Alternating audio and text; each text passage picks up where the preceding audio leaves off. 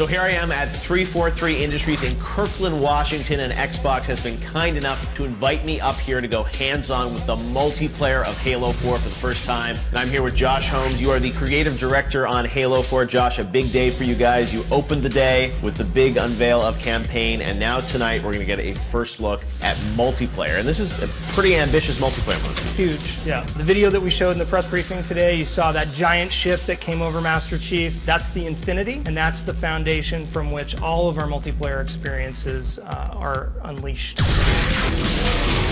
So you literally, create your own Spartan, your own soldier, you're on the Infinity, and then I guess there's sort of two paths you can go down. You can go down War Games, which is the competitive multiplayer, and then Spartan Ops, which is the sort of more narrative-focused co-op. Exactly. So War Games is essentially a training exercise that allows Spartans to head into combat against one another on the combat deck. And then Spartan Ops is a cooperative, episodic experience where each week we're going to have a new episode of a show that launches, and players will be able to invest in this group of characters that are aboard the Infinity.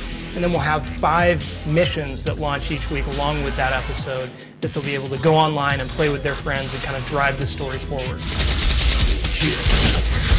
Let's talk about the narrative links between all these different elements of Halo, because for the first time, it feels like multiplayer is really going to have a story that evolves over time. We made a decision about 3 years ago that we were going to make sure that instead of segmenting off stories and putting them in safe little bubbles that didn't interfere or interact with the mainline game story, that everything would matter, that everything would have connection points.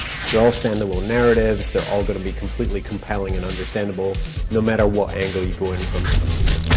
So you get a little movie, you get 5 new missions as part of this season, so you're really kind of moving the story forward, and it sounds like this is going to sort of bridge the gap between Halo 4 and what comes after it, which I assume is Halo 5, right? Yeah, this is definitely something that we see being that reason for players to keep wanting to come back, playing alongside their friends, and feel like for the first time ever when they're playing the multiplayer experience, they're actually able to propel the universe forward in some way.